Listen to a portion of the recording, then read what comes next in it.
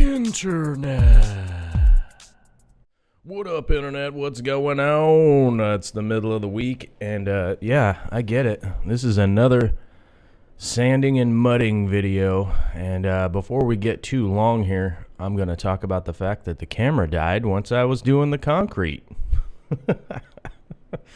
My cameraman, aka me, forgot to change the battery and set up the camera for the concrete portion. And, while I was bashing around the concrete, I didn't notice that the camera died. So all we have is a bunch of time-lapse footage of me doing the second coat of mud, and after getting the sanding done, and getting the second coat of mud done, and then laying out the wood and stuff for the concrete portion. So,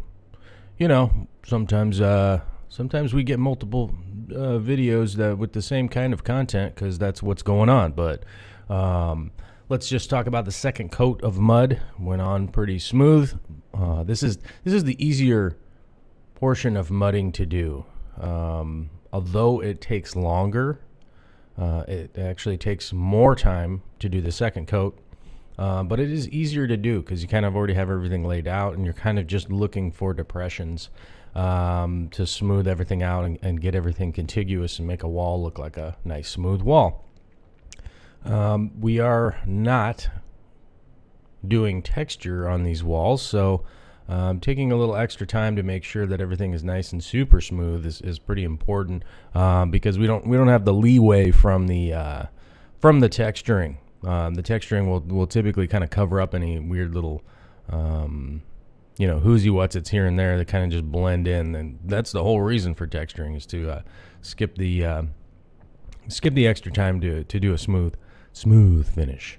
But after many hours of meticulously going around yesterday and getting the next coat of mud in, it is officially in, and hopefully today we'll be doing some painting and stuff. And as I said, I did the concrete in the low corner yesterday, so we'll be sorting that out, and it'll need another day to dry before I can paint the floor and that kind of stuff. But I actually have some nice concrete seal coat floor paint that I'm going to be using. It's typically intended for garage use and those kinds of stuff. It has some grip to it. Has some kind of grip included in it, and a decent product. I've used it before a lot on stair projects and stuff like that, like exterior stairs and those kinds of things. So we'll be doing that, and that will be a light gray in color.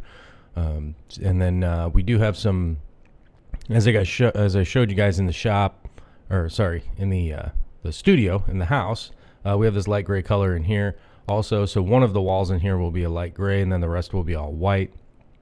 And then I do have I probably have some custom paint stuff to do, not necessarily to the walls. I'm probably going to do some pieces for Dark Star Arts and that kind of stuff in here, and then probably some fish related paintings coming up in the future that have to do with crystal shrimp or plants or whatever I kind of get a fancy for painting will probably go in here at some point in time. I also need to remember that those need to be pretty much moisture waterproof. But we're at a point now where I pretty much just need to paint and get the door in, and finish up exhausting the vent, and finish up the outside. And then do the when I do the vent, I'm going to do the insulation for the roof, and then throw down some plywood on the upper part or on the upper part to finish the storage area up there. But we're pretty much in the downhill. We're just so much on the downhill portion right now to getting closer and closer to getting this finished up and buttoned up, and start moving in the big monster tanks. And I don't really know exactly how I'm going to do that at this point. As you guys know, I typically end up kind of moving things around more or less on my own. We got the truck loaded up with some help from some friends, but now we kind of live far away from easy access to just calling people. Oh, do you see the bandage thumb there? Yeah, I have to leave in the middle of the day today to go to another doctor's appointment in regards to my thumb healing. Though I will say that yesterday was the first day that I was able to change the bandage without seriously soaking it in hydrogen peroxide. I was able to actually just take the bandage off. It hadn't become one with the wound, which I will say was delightful to be able to just change the bandage and not have this crazy super long process. It does still take quite a while to do it one-handed, but we're going to the doctor today to find out what's going on with that, and my nails probably, who knows? I don't know. It seems like it started growing back, so I don't know. This might be one of those weird times where the doctor's just like, oh, I don't know. I thought it was gonna not grow back, but it is growing back. So who knows? I don't know. We'll find out over time, though.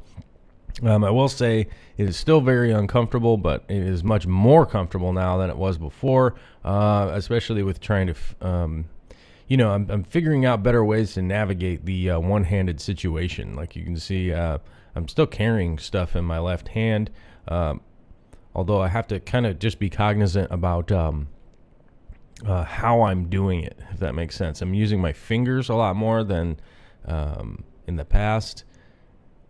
It's just weird. It's just weird and awkward to try and figure out ways to get stuff done.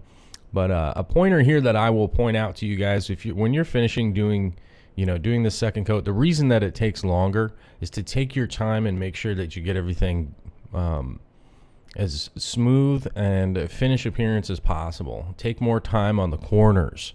Those finished corners, you won't be able to. You won't be. You won't be able to sand those corners and make them look nice. So it is best to do it when it's wet, when the mud is still wet. It'll be best to do that while it's still wet. It doesn't seem like it at the time when you're doing the mud, but it is the very best time to do that. And as you guys can see here, I did get the beginning of the the prep portion. I did get this filmed. And annoyingly, I left the shot vac right in the way of the shot. Didn't realize that was really quite right there. But as you can see, I'm cleaning and prepping the concrete for adhesion of the new concrete. I used some Fast Set along with a ton of adhesive, and I also chemically cleaned and threw down water onto the old slab, and then I got a few pieces of wood that I cut out, and so the far wall there, where I'm, the far wall as opposed to the wall on the right, is where the big drop is. So I ended up scribing the piece of wood there and making a custom piece that here you can see I'm measuring it, and then I come and line it up and make a scribed piece to fit in there. So I cut the whole length of the piece of lumber. That wall is almost 10 feet wide. It's not quite 10 feet long. The first 2 feet aren't really a big issue, but the last 8 feet is where that big drop down into the corner comes off. So I got a nice scribed piece that fits right in there and gets us level going down to the next corner. I added in our concrete, brought it up a couple of inches, and then we'll be able to just throw trim right on top of this to go around the rest of the room. And it will simplify that whole situation.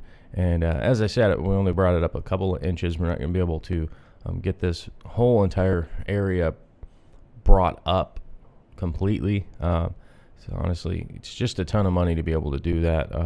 It was a bit of money to get all the concrete to do this portion, but we brought it up so that it's actually just kind of comfortable to walk around the room now, and you don't just notice this huge drop off going down into the corner. There's the scribed piece fitting right in there. I don't know if you guys know how to scribe, but you should learn if you don't. But we're getting up to the end of the video for yesterday's project, so I have to remind you guys to go to darkstararts.com, not the Facebook page, and go there and click through the Amazon banner to help to support the channel. It doesn't change the prices on Amazon. It doesn't do anything like that. It simply just says we sent you there, and we essentially get the advertising fee, right? So the advertising portion that would normally end up going to Facebook or whoever, when you clicked through an Amazon link, the last one that you clicked through, those people are going to get your advertising. They're going to get your advertising queue because that will be the cookie that is saved in your web browser. And that's basically all we're asking you to do. It doesn't change the price. It doesn't cost you any money, but it just helps support us here and the channel and all the stuff going on. So that's what happened on Tuesday. Today is Wednesday, the 19th of April. We are quickly approaching May and a trip to Kentucky. So that's what's going on. All right. Later.